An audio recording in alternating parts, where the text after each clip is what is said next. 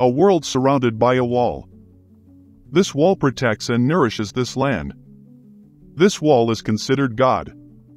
In this world, there are two countries divided. One side honors wisdom as the empire, the other side honors courage as the republic. On a fateful day, the republic's supreme fortune-teller, Shu, saw a sign of the phoenix mark falling at a location believed to be near the empire's border.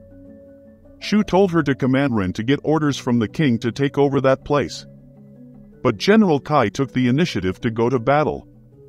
Kai brought troops there just in time for the treasure to fall. After opening it, he discovered that there were many bracelets inside. Just as he was about to bring it back, people from the empire came to steal the treasure. Shu wasn't worried at all because he believed Kai would be able to handle it. Kai called someone to get him a bracelet from the pile of treasure. What they just got are bracelets that can help the wearer get a set of armor.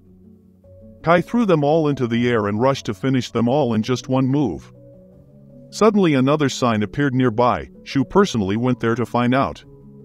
That place is the territory of a remote village. Most of the people are cowboys and have to live in high mountains all year round.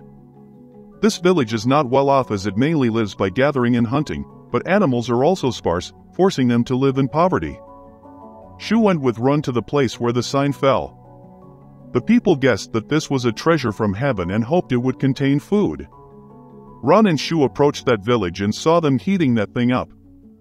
A girl discovered that there was no food in there, so she spoke up, and from there a guy came out. The kids thought he was food, so they ran to bite him. And Shu was surprised when inside the sign was a human. The whole village that night asked the boy what his name was, but he couldn't remember. The only thing he remembered was that he came from the other side of the wall. People find it funny, because this world is inside the wall, but he ignores it and just turns his back to the wall to overcome it.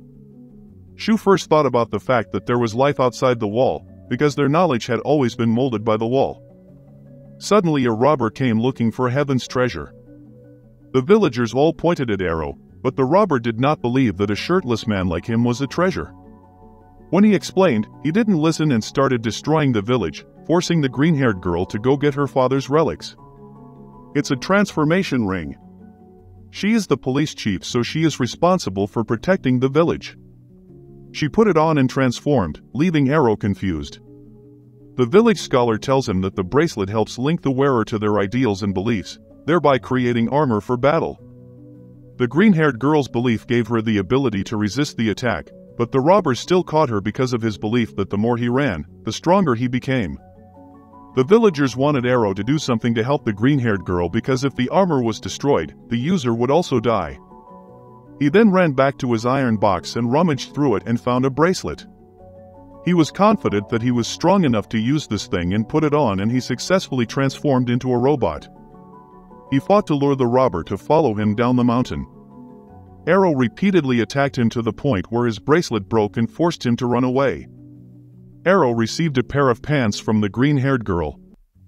He then turned into a robot again to run towards the wall.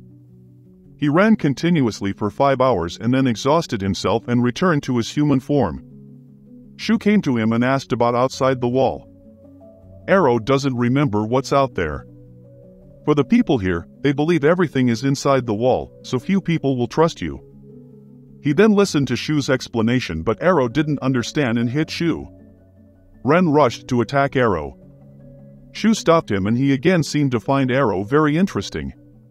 He's willing to help you get out of the wall, but will need you to stay here for a few days. The people in the village were now checking to see if the green-haired girl was okay, but she wanted to go find Arrow. Suddenly he was thrown back here and sleeping. On the other side, the two met Kai again, and he asked about the treasure. Shu would explain later. That morning, Arrow integrated into the village, and the children tried to play with him. The green-haired girl is known as Ari. She gave him the suit, and it was sewn by a young man named Bit. He is the village tailor. He compliments his clothes very well, but he wants Arrow to redo his house. He made a temporary house for him and promised to make it bigger if he had the materials. The girl who was considered the village's hunter also came to be named Elsha. She expressed her distrust of Arrow and told him to follow. She took him hunting and showed him what their village was like. Their village is very small and poor. Besides, they couldn't even migrate to anywhere else because two big countries were at war, and if he was still here, it would only bring more danger to the village.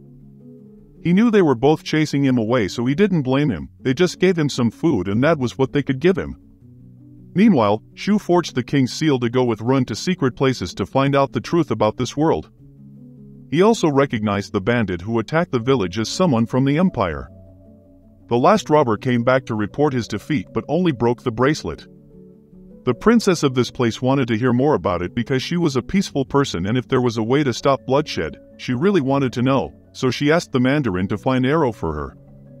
They then called the president of the small country the village was settling in to ask them to hand over Arrow. That afternoon, Arrow brought back quite a few animals to the village. Suddenly, soldiers came to search the village to find Arrow, but he was not here, so the president ordered the entire village to be wiped out.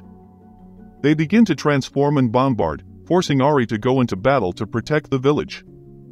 Elsha ran to the arrow box to see if there were any more bracelets.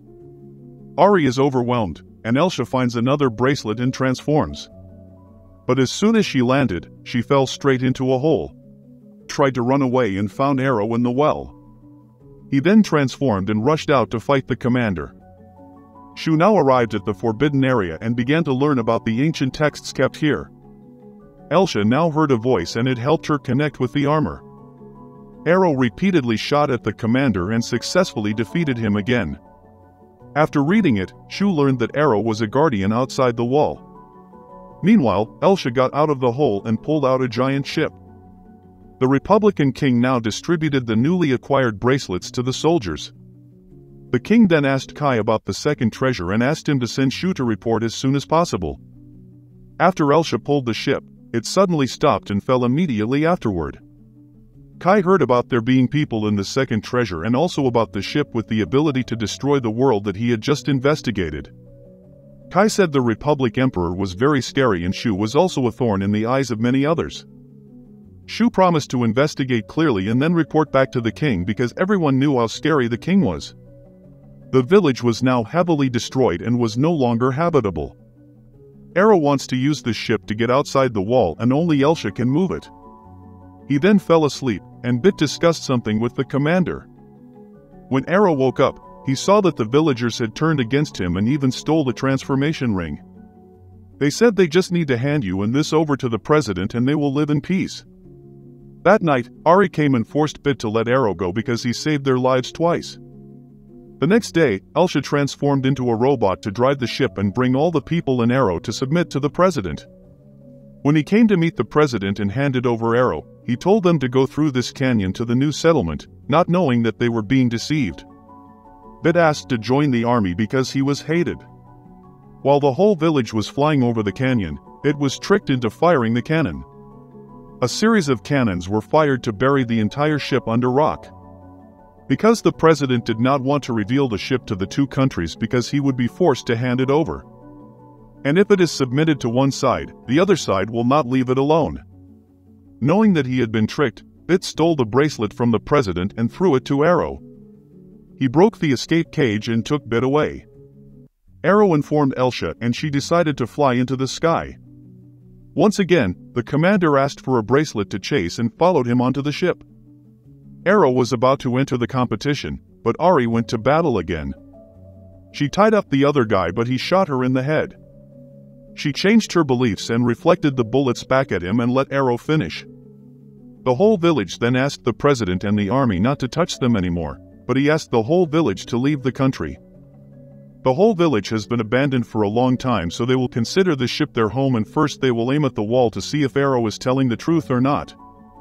If so, they would choose to settle outside the wall. Shu now reported to the king and asked to handle the ship himself.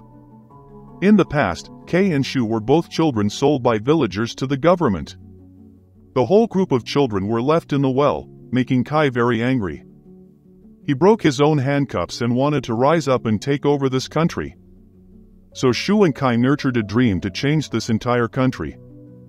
Meanwhile, a group of mercenaries arrived in the neutral zone between the two countries and attacked the Empire's encampment. The Arrow team is now considering letting the ship follow a neutral path to the wall to avoid clashes with the two countries. Suddenly Republic soldiers appeared to attack them. They threw in an orb and let the Arrow team meet the king. He is determined to destroy this ship and they will not have a chance to negotiate. As soon as he finished speaking, the gun was fired. The doctor told them to temporarily hide in a nearby merchant city. Ari would lead the way, Elsha would pilot the ship, and Arrow would defend. Shu sent the 4 mercenaries from earlier out to fight. 4 guys put on the bracelets and rushed out to spray some kind of smoke, making the ship unable to fly anymore. Shu tried their airship countermeasure on this thing and no doubt it worked. The ship has stopped, forcing Arrow and Ari to go down and fight. Shu and Ren came to greet Arrow. Before, Shu helped him because he thought he would benefit, but now it's different. Arrow wanted to negotiate with Shu but failed. The other 4 guys told him that Shu had told them to beat him. They also introduced themselves clearly before starting to fight. Actually, Shu did this to test Arrow's strength. Of course he won't go easy on you. The Imperial side heard news that the border was attacked but was not invaded. Moreover, they also have photos of the ship, so they suspect that the president is a traitor. Ari was now pulled to the ground by someone. Arrow was attacked by the remaining 3 using wind, water and fire. Elsha couldn't stay on the ship forever, so she split up to fight. Arrow was criticized for being incompetent and having nothing but luck. He suddenly learned the ability to split his body and divide it into 4 entities. When the numbers are equal, nothing can make it difficult for you. Shu explains that he has this ability because he does not have a specific belief. His abilities are limitless, meaning his prediction about the end of the world is true. The Republic soldiers then activated their armor all at once, but Shu pressed a button and caused the bracelets to break. He then went to Arrow to surrender. He no longer wanted to serve the Republic and wanted to join the Arrow. He is also interested in what is outside the wall and needs Ren and his soldiers to return to report to the king that he has betrayed them. As for why the ship can no longer fly, Shu said there are metal veins underground. They create thrust with the ship, allowing it to float and fly in the sky. The substance previously sprayed causes the thrust to disappear and will wear off after an hour. Everyone still doesn't trust Shu because they were tricked. They want Shu to prove himself the same way Arrow did. Ren now returned and informed Kai that Shu had betrayed him.